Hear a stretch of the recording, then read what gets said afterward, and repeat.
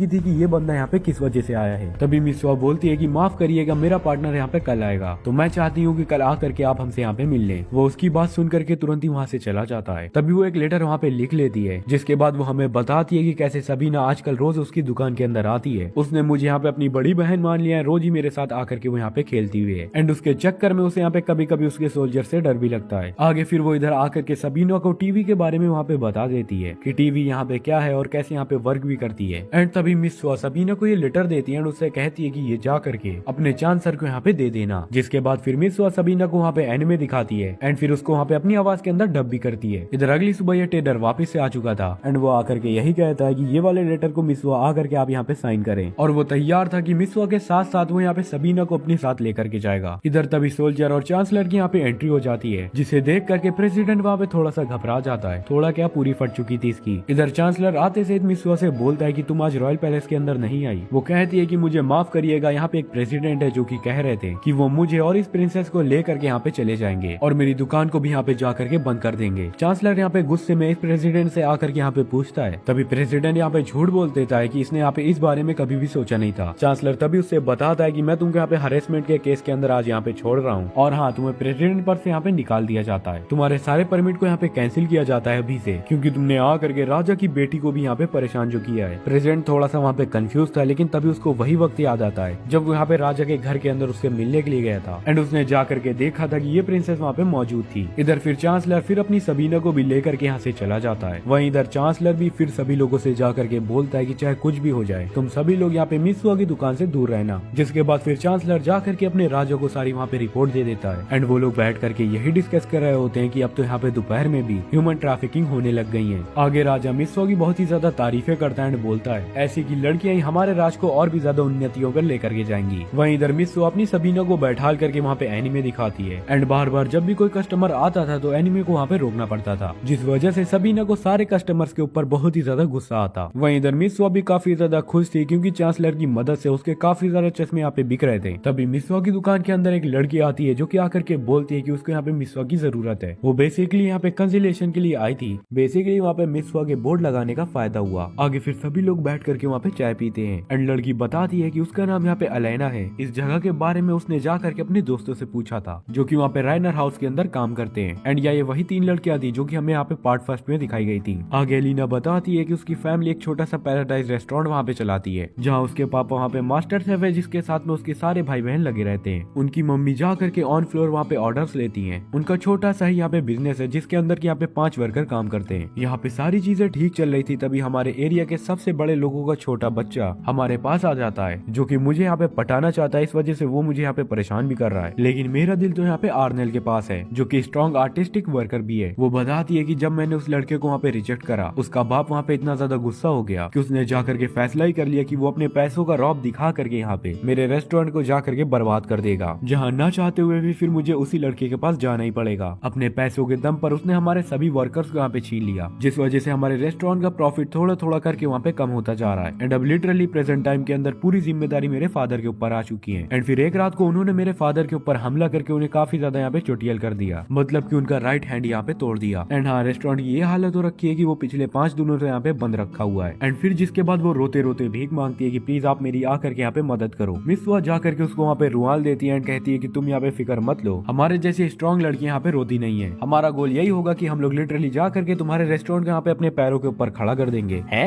पैरों के ऊपर खड़ा करेगी ये? साथ ही साथ हम लोग आसपास के सारे राइवल्स को यहाँ पे खत्म भी कर देंगे। रात को मिस सुआ भी काफी ज्यादा खुश थी कि फाइनली उसको यहाँ पे एक पहला केस मिल चुका है। फिर अगली सुबह तुरंत ही वहाँ पे मिस सुआ उसके घर पर जाती है। उसके फादर वहाँ पे मिस सुआ से पूछते हैं कि हम लोग यहाँ पे तुम्हें क्यों ही रखे। मिस सुआ बताती है कि अभी आप यहाँ पे किसी और को रखेंगे तो ये भी हो सकता है कि वो उन्हीं का भेजा हुआ कोई बंदा हो, एंड मेरा तो बस यही काम है कि मैं वापस से आपके पैराडाइज होटल को अपने पैरों पर खड़ा कर दूं। आगे तभी एलिना का फादर खड़ा होकर के बोलता है कि यहाँ पे मदद कैसे ही होगी, मेरी बीबी तो नीचे यहाँ पे हाउस होल्ड का वर्क संभालती है, मेरा एक हाथ तो यहाँ पे टूटा भी हुआ है और इन दोनों लोगों को तो यहाँ पे ज्यादा समझ ही नहीं है। तुम जो कह रही हो वो यहाँ पे काफी ज्यादा मुश्किल सा काम है। शुक्रिया तुमने आकर के हमारी यहाँ पे बात सुनी, लेकिन मुझे नहीं लगता कि ये प्लान यहाँ पे सक्सेसफुल होगा भी। आगे मिस तुरंत ही किचन के अंदर जाती है एंड वो बोलती है कि मास्टर शेफ यहाँ पे कैसे बनते हैं। उसका फादर आकर के समझाता है कि उसको हर मसाले की यहाँ पे नॉलेज होनी चाहिए और वो काफी ज्यादा स्किलफुल भी होना चाहिए कि खाने को देखी कि वो यहाँ पे बता दे कि खाना कैसे का होगा। मिस तभी बताती है कि हाँ फिर तुम यहाँ पे इन दोनों के ऊपर अपनी नॉलेज को डाल दो ना। वो बताती बताते हैं कि 90% चीजें यहाँ पे सीखना तो काफी ज्यादा आसान होता है, लेकिन बाकी बची 10% यहाँ पे बहुत ही ज्यादा मुश्किल है। मिसवा कहती है तो हाँ फिर यहाँ पे ठीक है, फिलहाल हम लोग यहाँ पे 90% के ऊपर ही फोकस करेंगे, बाकी के 10% को यहाँ पे हम लोग बाद में देख लेंगे। वो उसकी बात मान जाता है एंड पिछले एक हफ्ते के बाद हर जगह वहाँ पे खबर फैल चुकी थी यामानो डिशेस जो कि जा करके मिसवा ने उस रॉयल पैलेस के अंदर बनाई थी। उन लोगों का एक रेस्टोरेंट खुल चुका है जिसका नाम है यहाँ पे द पैराडाइज रेस्टोरेंट। ये सुनते ही हर जगह वहाँ पे भीड़ उमड़ पड़ी थी। दुकान के अंदर आकर के खचाखच वहाँ पे लोग भरने लग गए थे एंड अभी मिसवा के दो ही काम थे। अभी जो यहाँ पे लॉस हुआ है उसको वो जाकर के यहाँ पे रिकवर करेगी एंड जो प्रॉफिट है उसको यहाँ पे एक एवरेज लाइन के अंदर लेकर के आएगी। मिसवा बहुत ही ज्यादा खुश होती है कि लिटरली उसने यहाँ पे लोगों का इस्तेमाल किया अपने प्रचार के लिए एंड एक ही दिन में इतने सारे लोग आ गए जो कि बहुत ही ज्यादा बड़ी बात है एक नए खुले रेस्टोरेंट के लिए। उसने मेन्यू के अंदर काफी नए नए आइटम्स को वहाँ पे रखा हुआ था, वो भी बहुत ही ज्यादा सस्ते रेट में एंड मॉनिटर्स के लिए उसने यहाँ पे 2 वॉरियर लड़कियों का यहाँ पे सपोर्ट भी लिया और इसको इसने यहाँ पे 7 दिन के कॉन्ट्रैक्ट के अंदर रखा था। तभी मिसवा को वहाँ पे रेस्टोरेंट की खिड़की के ऊपर 2 लोग दिखाई देते हैं और ये लोग वही थे जो कि वहाँ पे सामने वाले रेस्टोरेंट के ओनर थे